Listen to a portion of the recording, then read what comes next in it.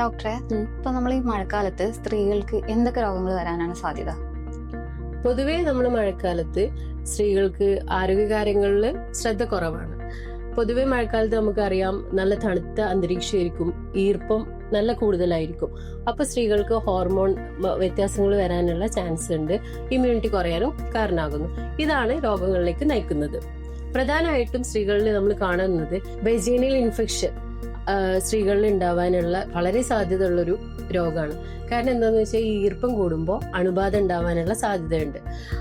Fungus, bacteria തുടങ്ങിയ കാര്യങ്ങൾ അവർക്ക് അനുകൂലമായ ഒരു സാഹചര്യമാണ് ഇപ്പൊ ഈ ഒരു ഈർപ്പം ഉണ്ടാവുക എന്നുള്ളത്. രണ്ടാമത് നമ്മൾ പറയുന്നത് യൂറിനറി ട്രാക്ട് ഇൻഫെക്ഷൻ ആണ്, UTI. പൊതുവെ സ്ത്രീകളിൽ കാണപ്പെടുന്നതാണ്. അത് മഴക്കാലം എന്നില്ല, വേനൽക്കാലം എന്നില്ല. കാരണം മഴക്കാലത്ത് എങ്ങനെ UTI ഉണ്ടാവാന്ന് വെച്ചാല് നമ്മള് വെള്ളം കൂടി വളരെ കുറവായിരിക്കും മഴക്കാലത്ത്. അപ്പോൾ അത് കാണപ്പെടുന്നു, അണുബാധ ഉണ്ടാകുന്നു, അങ്ങനെ UTI വരുന്നു. പിന്നെ PID എന്ന് പറയും, പെൽവിക് ഇൻഫ്ലമേറ്ററി ഡിസീസ്.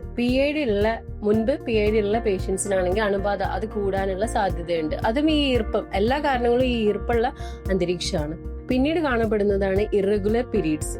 അതും നമ്മൾ ഈ ഹോർമോണിൽ ഉണ്ടാകുന്ന വ്യത്യാസവും കാലാവസ്ഥയിൽ ഉണ്ടാകുന്ന മാറ്റങ്ങളും ഒക്കെ സമയം കൂടാനോ അല്ലെങ്കിൽ കുറയ്ക്കാനോ ഉള്ള സാധ്യതയുണ്ട്. അതല്ല, ചില ആളുകൾക്ക് വേദന കൂടാനുള്ള സാഹചര്യം കാണപ്പെടുന്നുണ്ട്. പിന്നെ കാണുന്ന ഒരു അവസ്ഥയാണ് സ്കിൻ ഡിസീസ്, അതായത് സ്കിൻ ഇൻഫെക്ഷൻസ്.